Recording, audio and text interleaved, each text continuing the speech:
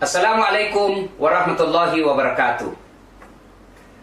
Alhamdulillahirabbil alamin wa bihi nasta'inu ala umurid dunya waddin. Asyhadu an la ilaha illallah wa asyhadu anna Muhammadan abduhu wa rasuluh. Allahumma salli ala sayidina Muhammad wa ala alihi wa sahbihi ajma'in. Amma ba'd. Ibu bapak, saudara-saudara sekalian, dimanapun Anda berada yang menyaksikan tayangan ini, syukur alhamdulillah, di tengah-tengah kesibukan seorang Jenderal Bintang 4, Kepala Kepolisian Republik Indonesia, Jenderal Pol Idam Aziz, berkenan untuk kita sita waktunya berbagi informasi, berbagi ilmu kepada kita semua. Ini kesempatan yang sangat langka, karenanya saya berterima kasih dan bersyukur kepada Allah atas acara yang insya Allah manfaat. Pada kesempatan ini kita akan ngobrol perkara iman menjelang buka puasa.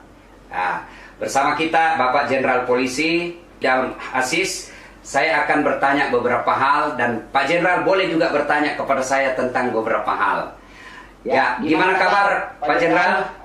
Alhamdulillah, wa syukurillah, saya dalam keadaan sehat-sehat di Jakarta. Pak Ustadz gimana?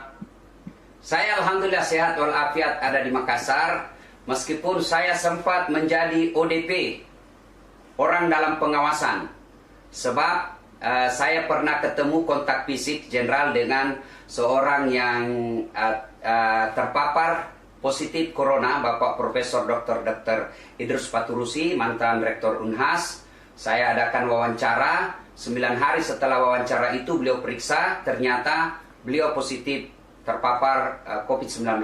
Tapi alhamdulillah setelah saya isolasi diri selama 22 hari, saya periksa juga beberapa kali, hasil semua negatif. Cuma begitu di hari ke-23 saya mulai ada kelainan jiwa Jenderal. Sebab anak istri saya kan di kampung, saya sendiri di rumah Jenderal. Isolasi mandiri, semua saya urus sendiri. Di hari 23 saya mulai kelainan jiwa. Sebab saya duduk-duduk di kursi sofa ruang tamu, itu bantal yang ada di kursi sofa, saya kira istri saya. Saya bilang, bahaya ini, saya sudah mulai kelainan jiwa ini. Ya, alhamdulillah. Terima kasih. Sehat walafiat, alhamdulillah. Ya, kita ini profesi sama Jenderal.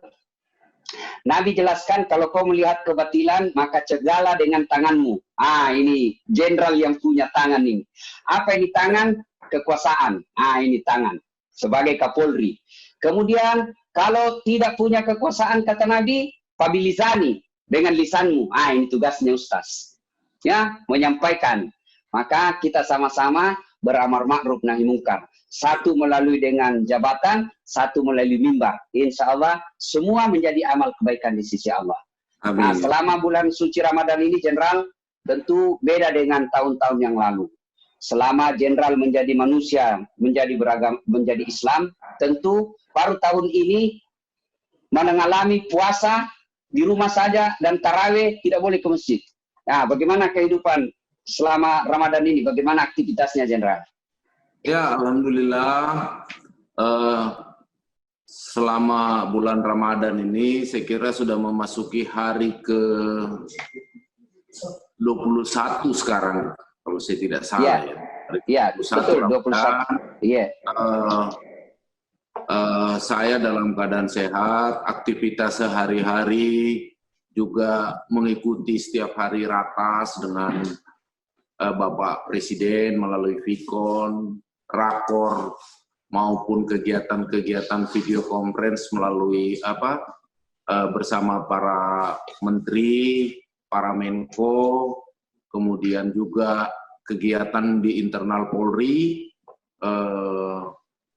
kita lakukan melalui Vikon kepada seluruh para Kapolda maupun rekan-rekan PJU. PJU itu maksudnya pejabat utama. Ada juga yang secara langsung kita berikan arahan, saya berikan arahan, tapi tentu mengikuti protokol WHO, protokol kesehatan, serta aturan-aturan yang sudah dikeluarkan oleh pemerintah melalui Menteri Kesehatan. Alhamdulillah sampai hari ke-20 ini seluruh aktivitas di institusi Polri berjalan dengan baik karena memang kita sadar bahwa negara dalam situasi pandemi corona ini membutuhkan institusi Polri untuk memberikan pengabdiannya yang terbaik sehingga negara kita ini sesegera mungkin bisa keluar dari masalah pandemi corona ini. Itulah kegiatan saya sehari-hari sampai di hari ke-20 ini Pak Ustadz, termasuk sekarang saya bicara sama Ustadz kebanggaan. Kebanggaan saya secara pribadi, kebanggaan seluruh masyarakat di Sulawesi. Saya juga bangga ini bisa bicara sama Ustadz dengan pengikutnya yang kurang lebih 80 juta. Jadi saya ini ya, jadi Jenderal, kita kasih saya ini 3G, 3G. Apa itu? Gola-gola gatta.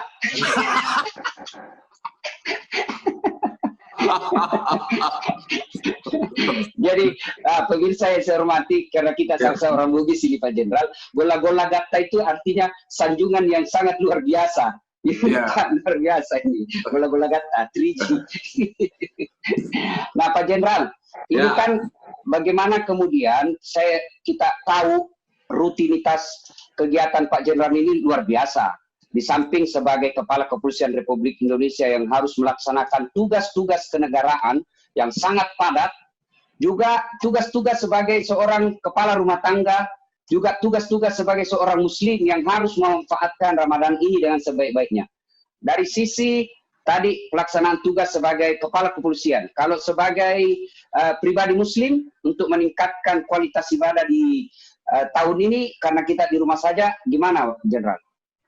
Ya, masalah kegiatan itu kan harus semuanya berimbang, harus semuanya proporsional.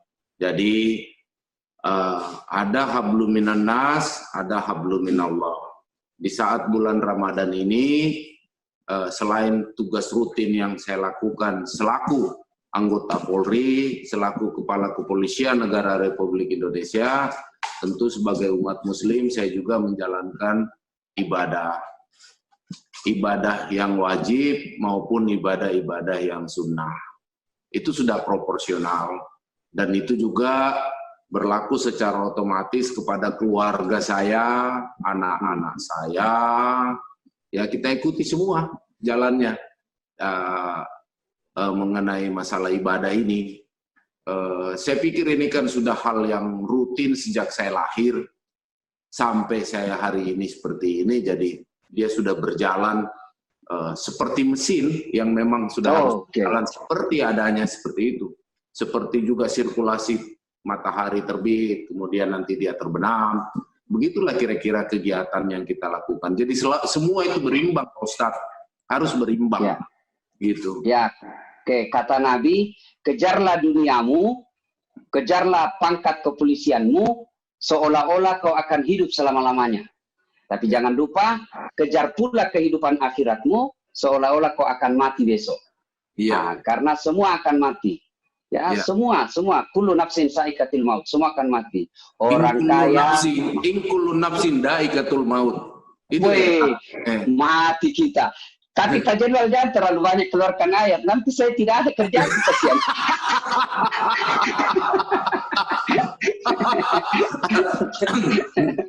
Jadi ya luar biasa. Ini karena Pak Jenderal kita ini pernah mondok, pernah juga pesantren. Ya, saya juga pernah pesantren, tapi pesantren kilat. Ya, alhamdulillah. Kemudian Pak Jenderal berkenan, saya beberapa hal yang ingin saya kemukakan kepada teman-teman yang menyaksikan ini. Pak Jenderal ini kemana-mana ketemu dengan anggota kepolisian ketika beliau berpidato, ada 3 entry point yang beliau selalu sampaikan. Yang pertama, polisi gaya hidup sederhana. Ya, saya ingat sekali kalimat beliau waktu pergi kunjungan kerja di Sulawesi Barat. Beliau katakan begini, kamu semua baru saja Kapolres, kalau kau ke bandara kau kuasai semua itu ruang VIP. Istrimu pengawalnya satu mobil, kamu satu mobil juga. Ini tidak bagus bagi seorang polisi. Ini luar biasa. Ya, teladan seperti ini mesti selalu dihidupkan di tengah-tengah polisi. Gaya hidup sederhana. Dan demi Allah, tidak ada orang tidak senang orang yang tinggi pangkatnya tapi gaya hidupnya sederhana. Malah meskipun dia sudah pensiun, orang akan menjadikan teladan buat dia. Lihat kau tahu itu Pak Jenderal Asis, dia Kepala Kepolisian Republik Indonesia, bintang 4, satu-satunya polisi yang bintang 4 di Indonesia, tapi gaya hidup sederhana. Itu akan dikenang. Tapi kalau baru jadi Kapolsek, seolah-olah kita yang punya di kampung, didoakan kita cepat pindah dan non-job. Nah, ini yang pertama. Ya, pertama beliau selalu sampaikan, ayo anggotaku para polisi gaya hidup sederhana. Yang kedua, yaitu cintai keluarga. Nah, ini karena banyak juga ini polisi yang kadang-kala tidak cinta sama keluarganya. Malah sehingga ini yang terutama yang selalu pakaian preman. Ya, di lapangan mengaku bujang, ternyata sudah ada anaknya. Jadi cintai keluarga, ya. Cintai keluarga. Maka ini karena kita bisa sukses, ini kalau ditonton oleh para polisi, percayalah bahwa Pak Jenderal Idam Aziz bisa menjadi Kapolri, itu tidak bisa terlepas dari dukungan istri. Makoro Pak Jenderal? Iya, betul. Ya, ya, karena kalau istri di rumah mengamuk, saya saja Ustadz tidak bisa ceramah baik kalau istriku mengamuk. Coba, mau pergi ceramah, langsung dia bilang, nah sembunyi itu konsep, mati kita. Begitu kita sudah berdiri, kita kira ini konsep ada di kantong, kita ceramah, Allah Subhanahu wa Ta'ala berfirman, cari mati nih, gagal konsepnya. Allah Subhanahu wa Ta'ala berfirman, ternyata konsep disembunyi sama istri. Jadi istri ikut berpengaruh, ya. Dan selalu saya berkelakar bahwa polisi itu biasanya umumnya takut sama istrinya. Tidak ada polisi yang tidak takut sama istrinya. Dan sudah bilang temanku yang polisi, sebenarnya kita ini polisi, Ustaz tidak takut sama istri. Cuma ini istri selalu melapor sama istrinya komandan. Baru komandan juga takut sama istrinya. Kembali ke pasal 1. Kemudian yang ketiga, yang beliau selalu sampaikan, dan bukan cuma disampaikan, tapi beliau contohkan. Kemudian yang ketiga adalah, bersyukurlah bekerja sebagai polisi Republik Indonesia. Coba lihat Pak, tidak ada orang jago di depannya seorang penyidik. Meskipun dia mungkin cuma tamatan SMA. Berhadapan dengan polisi, ketika kita sudah disidik atau diperiksa, biar profesor.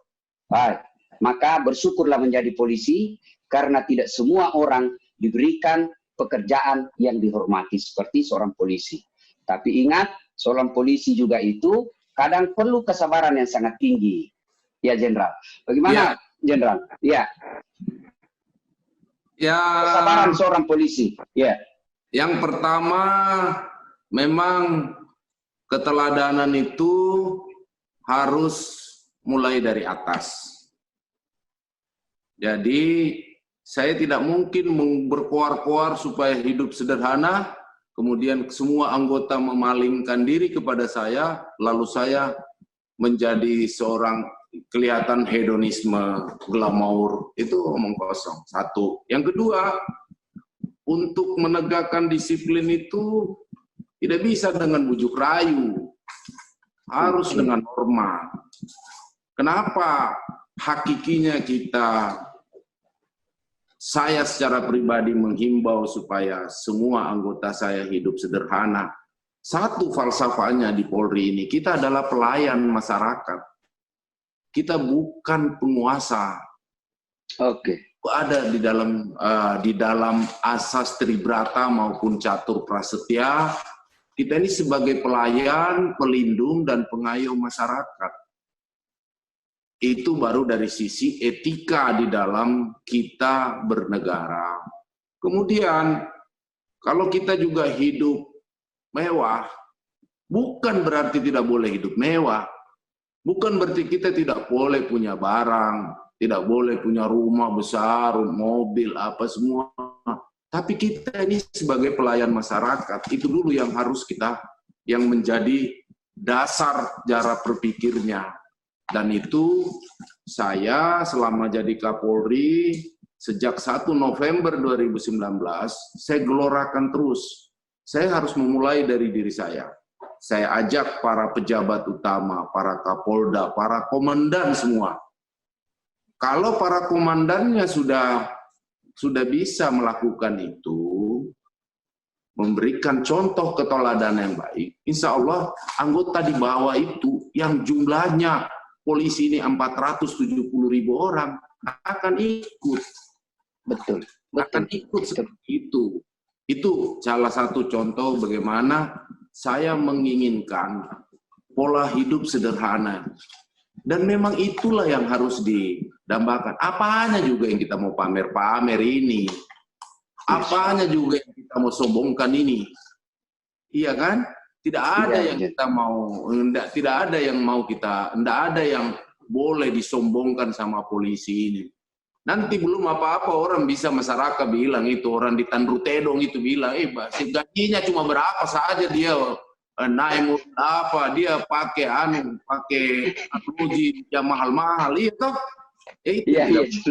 Tetapi hakikinya, Ustadz, hakikinya adalah pola hidup sederhana itu harus dimulai dari komandan-komandannya. Itulah yang dibilang satu keteladanan lebih baik daripada 1000 nasihat. Oi, subhanallah. Cocok Jenderal. Cocok. Sederhana. Cocok Jenderal. Cocok. Yang kedua, masalah apa tadi itu? Masalah mencintai keluarga. Ya. Kita ini kadang-kadang kalau belum ada, tidak ada kita punya uang, kita sayang, kita punya istri. Begitu kita sudah punya jabatan, begitu sudah punya banyak uang, kita lupa kita punya keluarga. Nah, itu juga harus kita jadikan contoh teladan. Ya. Bahasa prokemnya itu begini, Ustadz. Kalau kita pulang ke rumah, meskipun kita ini bau minyak angin, itu istri kita akan terima. Walaupun kita pulang pakai Bulgari, parfum Bulgari, istri kita juga terima. Iya toh? Iya, betul. Kita masuk angin juga dia terima kita. Tapi kalau kita yang pergi di tempat yang lain hanya minyak angin yang parfumnya harum saja dia mau terima kita. Tidak mau dia kalau minyak gosok. Iya, tidak mau kalau minyak gosok atau minyak kayu putih. Tidak mau dia. Apalagi kalau dompetmu tipis. Hai, lagu kok saling iya kan? Itu kalau ada polisi begitu, polisi lale itu. Beleng-beleng. Iya, beleng-beleng. Itu. Jadi, hakikinya itu, Ustaz. Hakikinya itu adalah, ingat, di balik kesuksesanmu sebagai anggota Polri, itu ada keluargamu yang setiap saat mendoakanmu dan menerimamu dengan apa adanya. Kau dalam keadaan sehat, kau dalam keadaan sakit, dalam keadaan galau apapun, dia akan menerima kamu seutuhnya. Itu sebenarnya hakikinya kenapa saya selalu mengumandangkan bahwa bersyukurlah, jangan kau pernah lupa terhadap keluargamu. Apa yang kamu dapat hari ini, jabatan, harta, pangkat, itu kan hanya titipan Allah. Wa subhanallahi biyadihi malakutu kulli syai'in fa ilaihi turja'un. Yasin ayat 83. Tahu? Mati saya ini. Diambil punya job. Bukan. Saya mau memberi gambaran bahwa kalau Tuhan sudah mau, dia bicara di Yasin ayat 82. Bangga saya, Jenderal. Bangga kalau saya. Dia sudah juga mau mengambil jabatan kita, dia sudah dia tuangkan di ayat Yasin 83. Iya toh? Iya. Iya, Jenderal. Tidak boleh terlena dengan itu. Itu masalah yang keluarga. Terus kemudian yang terakhir tadi apa kita mau tanya? Ya, tentang bersyukur sebagai seorang polisi. Kesabaran harus ditingkatkan. Sebagai pelayan masyarakat, dia harus selalu menampilkan sisi yang humanis. Dia tidak boleh menjadi monster-monster.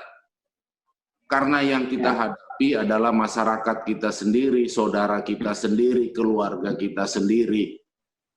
Dan kewajiban kita sebagai Polri, kewajiban kita ini memberikan pelayanan, perlindungan, dan pengayoman. Itu satu, itu. Kemudian bagaimana apa yang telah kita dapatkan ini kita syukuri. Fabi'ai ala'i rabbikuma tukadziban. Ya kan? Iya. Itu. Jadi sebenarnya polisi itu kalau sudah melakukan ini, dia masuk surga semua. Masuk surga dia semua. Yakin saya. Iya, masuk surga dia semua. Seperti itu. Semoga ini nanti banyak polisi yang dengar saya punya omongan ini, supaya mereka paham betul bagaimana yang namanya hidup sederhana, bagaimana mencintai keluarga, bagaimana bisa mensyukuri bahwa apa yang dia sudah dapat. Ada satu pomeo ini Ustaz, makanya kadang yang kita bilang tadi, gantungkan cita-citamu setinggi langit, tetapi kamu rendahkan dirimu serendah-rendahnya di bumi. Makanya ada kadang-kadang jangan kita itu menengok terlalu tinggi. Itu tetapi kita datar-datar saja supaya kita tahu bahwa kita sekarang ini sudah jadi anggota Polri. Alhamdulillah pemerintah memberikan kita pangkat jabatan untuk memberikan pengabdian terbaik kepada masyarakat. Ya kan?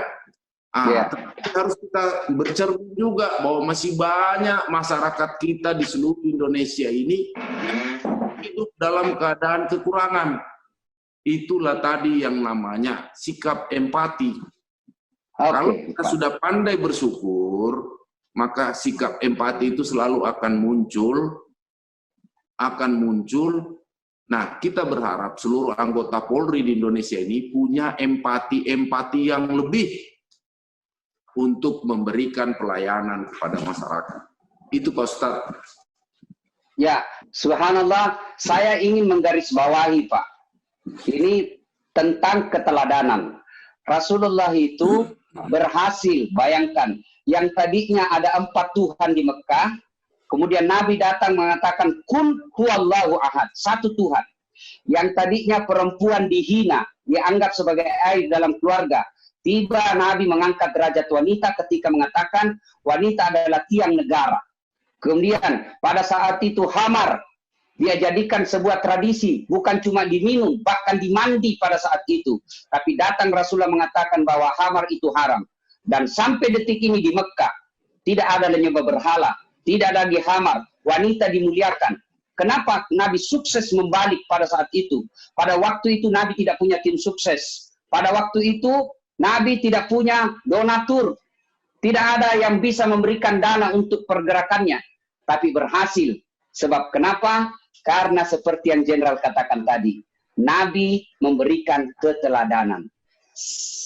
Ia satu kata, satu dengan perbuatan. Ya? Taroada, tarogau. Taroada, tarogau. Betul sekali. Nah, ini biasa begini. Biasa polisi ngomong sama saya ini, Jenderal. Tabe, gas-gas full sedikit ini, Jenderal. Ya. Biasa anggota polisi ngomong begini, Kodong. Nah, bilang kita ini Kodong polisi anak buah, Ustaz. Mau pergi istrinya komandan. Nah, bilang, sini dulu, siap komandan. Itu ibu besok mau pergi Singapura. Bukan sebuah informasi bahwa pergi Singapura aja. Tapi ada di dalamnya belikan tiket, dibelikan PP, bukan cuma istrinya komandan. Tapi juga temannya istrinya komandan. Bukan cuma itu, tentu ada juga pembeli oleh-olehnya. Nah, kita kasih anak buah, tidak bisa kita bilang tidak. Karena kalau tidak, dimutasi ki. Nonjok. Ini kadang-kadang kalau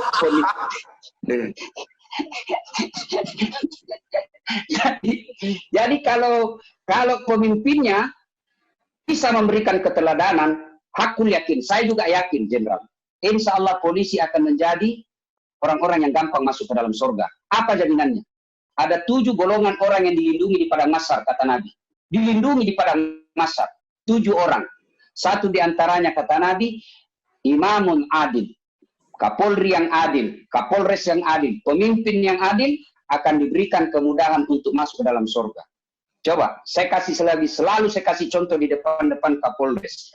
Bagi kami Ustadz, agak susah masuk surga. Kenapa? Banyak kompetisi, banyak saingan. Toh? Tapi seorang Kapolres gampang masuk surga. Kenapa? Tidak ada saingannya.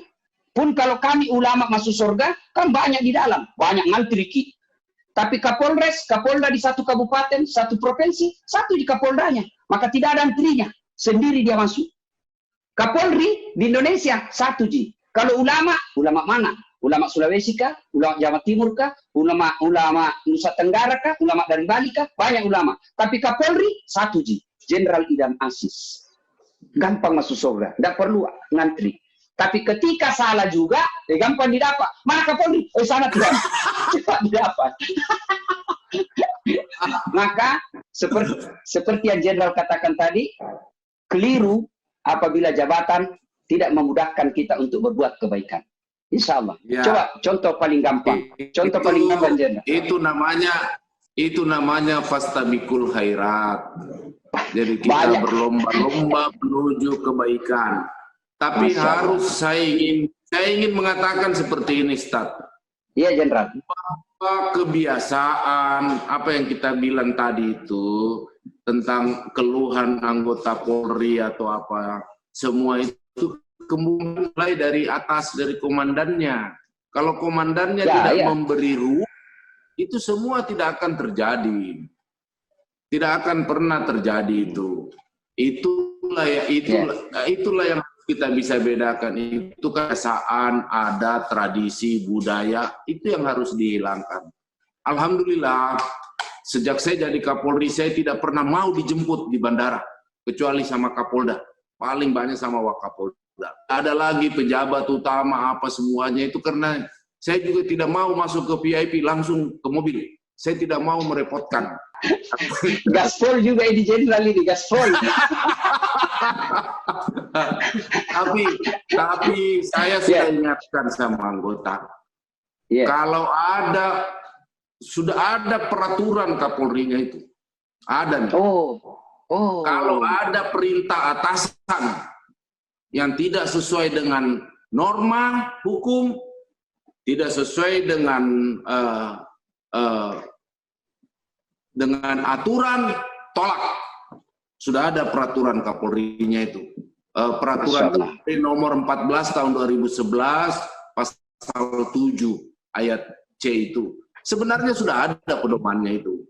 Tapi kadang-kadang kita ini tertutup mata batin kita, kemudian kita menganggap bahwa kekuasaan ini adalah absolut. Sehingga kita merasa, apalagi kalau hati kita ini sudah merasa kita ini sudah seperti raja. Sudah seperti maunya, hanya dilayani saja. Padahal salah, hakikinya itu polisi adalah pelayan. Iya toh? Saya ingin katakan sama Pak Ustadz, selama saya jadi Kapolri, saya tidak pernah itu di mobilku pakai bintang 4. Jadi saya jalan-jalan saja. Biasa sudah banyak bintangku ini, sini ada, di sini ada. Kalau saya pakai TV ada lagi. Banyak sekali nanti. Gitu. Iya, Jenderal. Betul. Saya mau tanya Jenderal ini. Ini saya yakin berat sekali cobaan tak kita sebagai Kapolri. Sebab saya saja ini semenjak sering viral-viral ceramah saya dengan Pak Jenderal sebagai sahabat dari Kapolri, ini sering banyak yang telepon sama saya. WhatsApp ke saya, Ustaz, tolonglah saya ini kasihan, bagaimana ini saya capek di sini di tempat ini. Bahkan ada di kampungku Jenderal ketua RT. Tamatang SD mi sekolahnya Jenderal, SD mi tamatna. Sidikku ke kampungnya, keluarga di kampung, ketua RT, bilang sama saya. Makanya Jenderal, Ustaz, saya lihat kau macawe kok kepoan, Pak Kapolri, sepuji kok Kapolri wita. Iya, artinya kamu baku baik sama Kapolri. Ya, baiklah sesama Muslim. Bisakah kamu bantu saya itu? Bantu apa? Tolong kalau bisa kau urus saya jadi Kapolsek. Saya bagaimana caranya kau ketua RT tamat lagi mau jadi Kapolsek? itu Jenderal. Yang saya ingin tekankan di sini bahwa di sini saya tekankan bahwa ternyata menjadi komandan memang berat. Saya saja ini hanya karena sering ceramah dengan Jenderal, banyak yang ingin datang meminta pertolongan. Bagaimana seorang jenderal, bagaimana seorang Kapolri? Pasti banyak godangan yang kadangkala memakai nama seorang Kapolri untuk kepentingan pribadinya, padahal Kapolri tidak mengetahui. Saya yakin banyak seperti itu. Ya, banyak. Tapi saya memang sudah berjanji dan saya sudah sampaikan sama semua keluarga untuk tidak cawe-cawe di dalam urusan kedinasan. Kalau ada orang yang minta tolong, itu diterima saja. Tapi semuanya itu harus proporsional, gitu. Harus proporsional. Dan saya termasuk aliran yang tidak suka. Kalau orang itu minta tolong kiri kanan apa semua tidak, karena saya punya mekanisme di Mabes Polri untuk melihat siapa polisi yang bekerja baik, siapa yang bekerja tidak baik. Di mekanismenya di Polri. Betul. Saya lihat itu, Jenderal, itu bukan cerita, fakta. Bagaimana kita lihat di medsos seorang polisi yang tidak pernah mendaftar untuk sekolah perwira di Sulawesi Utara kalau saya tidak salah, karena membantu pemakaman korban COVID langsung dikasih jatah untuk sekolah, ya. Dan ini saya kira sangat luar biasa, memotivasi buat teman-teman yang anggota Polri untuk seperti yang kalau Jenderal katakan bahwa ada mekanismenya, siapa polisi yang bekerja dengan baik tanpa ada KKN, insya Allah dapat penghargaan dan dapat apa yang dia hendaki. Ya. Jadi itu tadi yang saya bilang, kadang-kadang kita harus bisa membedakan mana budaya, mana tradisi, mana adat, mana kebiasaan. Nah, kalau di Polri ini kan mekanismenya sudah ada. Makanya kenapa saya juga punya kebijakan tidak boleh ada anggota yang menghadap sama saya di kediaman Patimura ini. Karena saya tahu itu anggota Polri itu mulai dari jenderal sampai yang di bawah, itu kalau menghadap cuma 3. Pertama, minta jabatan. Kedua, mempertahankan jabatan. Ketiga, minta sekolah. Tidak lebih itu. Hanya dibungkus dia pura-puranya di silaturahmi. Terus nanti bawa tenteng. Ya toh, bawa ikan bakar. Itu tidak baik. Tidak baik. Gaspol juga ikan Polri. Jadi maksud saya mau ngomong bahwa mekanismenya di Polri ini sudah ada, seluruhnya bekerja saja dengan baik, ya toh, bekerja saja dengan baik, tidak akan pernah tertukar yang namanya rezeki nasib oleh Gusti Allah itu, tidak pernah tertukar. Saya ini hanya perantara jalannya saja. Jadi saya sudah lakukan, kalau ada anggota itu baik, ya saya akan reward dia. Dia pantas untuk naik pangkat luar biasa, saya kasih naik pangkat. Dia pantas untuk sekolah, dia sekolah. Ya, luar biasa. Pemirsa yang saya hormati, terutama rekan-rekan teman-teman sahabat polisi, poinnya, coba lihat. Pak Jenderal Idam Aziz, dengan prinsip hidup yang dipegang beliau, bisa jadi jenderal, bisa jadi Kapolri. Pelajaran buat kita anggota polisi, pegang terus prinsip hidup, pegang terus aturan main seorang polisi, insya Allah Bapak punya hak untuk jadi Kapolres, Bapak punya hak untuk jadi Kapolda, bahkan bisa jadi jenderal, bahkan bisa jadi Kapolri. Memang ada jalannya. Ada jalannya. Seorang polisi jadi Kapolres, ada jalannya. Seorang polisi untuk jadi Kapolsek, ada jalannya. Jadi tidak usah cari muka. Semua ada jalannya. Yang tidak ada jalannya, saya jadi Kapolres. Nggak bisa Ustaz jadi Kapolres. Maka seorang polisi pegang baik-baik apa yang beliau sampaikan tadi, kerja saja dengan baik, rezeki tidak akan terambil. Jangankan diambil orang, tertukar saja tidak. Tentu dalam perjalanan itu ada riak-riak dan ombak-ombak. Ada dalam bahasa agama, cobaan. Ibu Bapak, saudara-saudara sekalian, Pak Jenderal, saya tahu sekali Jenderal ini sering menyanyi. Mungkin di tengah-tengah wabah seperti ini, berkait dengan himbauan untuk tidak mudik, supaya orang tidak mudik, perlu juga sebelum kita mendengarkan, berkenan Pak Jenderal mendengarkan, melantungkan lagu favoritnya, kita mau dengar hiburan buat polisi yang kerja kasihan. Karena polisi juga ini memang susah hidupnya ya, kadangkala dibenci oleh masyarakat, tapi dirindukan. Coba lihat, saya selalu bilang Jenderal, jangan kau musuh itu polisi. Kalau rumah dirampok, anak diperkosa, suami dibunuh, siapa kita cari? Bukan itu pengustas, bukan. Siapa dicari? Rumah diserobot tanahnya, siapa kita cari? Polisi. Mobil dirampok, siapa kita cari? Polisi. Maka kalaupun ada polisi yang tidak bagus, tidak seperti harapan kita, jangan dimusuhi institusinya, tapi didoakan mudah-mudahan kembali ke jalan yang lurus. Nah, himbauan Kapolri untuk tahun ini kita tidak mudik. Kenapa tidak mudik? Mudik itu ibadah, ya. Apalagi kalau orang tua kita di kampung. Silaturahmi itu ibadah, kebaikan, birrul walidain. Tapi untuk tahun ini kita tidak mudik. Sebab apa? Menghindari penularan wabah. Niat kita baik, tapi kalau cara salah, bisa jadi menjadi petaka buat kita. Karenanya mohon keikhlasan untuk mudik tahun ini, biaya mudiknya kita transfer saja. Kirimkan orang tua. Atau video call. Bisa. Sekarang lebih modern lagi. Video call terbatas bisa dengan acara Zoom, telekonferensi, bisa. Insya Allah tahun ini dengan tidak mudik menjadi lebih mulia daripada mudik. Karena kalau mudik bisa jadi kita membawa wabah ke kampung kita. Nah, Pak Jenderal seperti yang saya katakan tadi, berkenankah Pak Jenderal menyantunkan lagu-lagu Bugis, lagu andalannya? Karena banyak sekali lagu andalan Pak Jenderal. Bisa barangkali 1-2 bait. Kita dengar lagu. Ya. Tat, begini. Sebelum saya mengakhiri ini, izinkan saya selaku Kepala Kepolisian Negara Indonesia untuk memberikan beberapa himbauan. Yang pertama, sebagai Kapolri, saya telah mengeluarkan maklumat Kepala Kepolisian Negara Republik Indonesia untuk melakukan dan tidak melakukan hal-hal yang berhubungan dengan wabah COVID-19 ini. Ya, di dalam maklumat saya sudah jelas.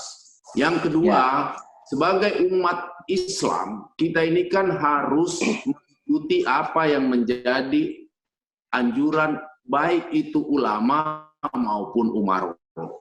Umaro dalam hal ini adalah pemerintah. Nah, sekarang ini negara kita sedang dilanda COVID-19.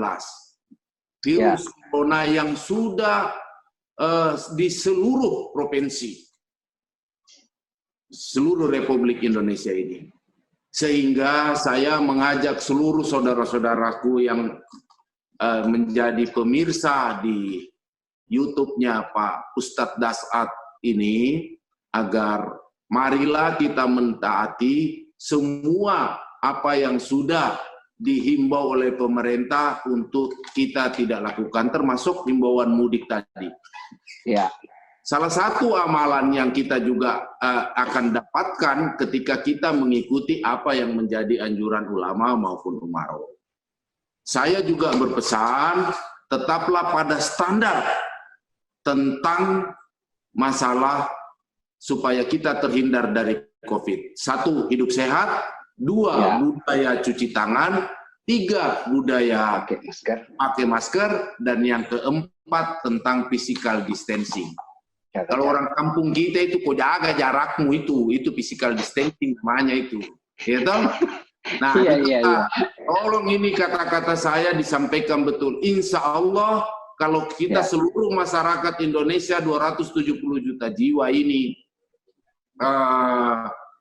270 jiwa ini mengikuti anjuran pemerintah dengan minimal 4 tadi, program hidup sehat, cuci tangan, pakai masker, terus physical distancing, insya Allah negara kita ini cepat akan keluar dari bencana COVID ini. Ingat, bukan negara kita saja yang mengalami. Sampai hari ini sudah 212 negara di seluruh dunia ini mengalami pandemi corona. Sehingga kita harus, dalam situasi begini, kita harus bergotong royong. Kita harus membangun solidaritas antara sesama umat, antara sesama masyarakat, sesama komponen untuk bahu-membahu, supaya kita bisa cepat keluar. Itulah kira-kira himbauan saya sebagai pimpinan Polri, sebagai temannya Pak Ustadz, semoga suatu saat ini masyarakat bisa dengar bahwa saya juga adalah bagian dari pelayan, pelindung, dan pengayom masyarakat yang wajib saya sampaikan pesan-pesan yang akan datang dari pemerintah. Itu Tat, seperti ya, itu. Betul sekali bahwa badai pasti berlalu. Musibah ini pasti berakhir. Seperti Allah berfirman, la yukallifullahu nafsan illa wus'aha. Tidaklah sebuah beban kepada hambaku kecuali pasti dipikul, mampu dipikulnya. Berarti masalah ini pasti akan lewat. Ya. Cuma kapan lewatnya, kapan berakhirnya, tergantung kedisiplinan kita. Dan kedisiplinan itu sangat erat dengan kesabaran. Ramadan ini melatih orang untuk menjadi insan yang sabar. Kalau Ramadan ini nilai-nilai kesabaran mampu kita amalkan, sabar untuk di rumah saja, disiplin untuk seperti yang dihimbaukan tadi, hidup sehat, jaga jarak, pakai masker, cuci tangan, insya Allah badai ini cepat berlalu. Dan percaya juga saudara-saudara sekalian, Allah tidak membebankan sesuatu beban kecuali kita mampu memikulnya, dan beban itu ketika Allah kasih beban pasti ada jalan keluarnya. Waman yusri yusra. Bersama dengan kesusahan pasti akan ada jalan keluar. Jalan keluarnya ikuti sunnatullah. Sunnatullahnya ikuti fatwa majelis ulama, ikuti himbauan ulama, ikuti maklumat Kapolri, taati perintah pemerintah kita, insya Allah cepat berlalu. Selama kita disiplin, insya Allah cepat berlalu. Ya, untuk menutup, ya. Makasih Pak Ustadz. Kali di episode lain baru saya nyanyi depannya saja. Apa yang kita depannya saja. Angin memiri, atau isi cini, gitu kan? Nanti tidak jadi berarti ini. Satu bait saja. Satu bait. Angin mamiri saja. Angin mamiri jenderal. Ya. Angin mamiri ku pasang. Dipujui tontonganna, tasarua tak lupa. Assalamualaikum warahmatullahi wabarakatuh. Waalaikumsalam warahmatullahi wabarakatuh.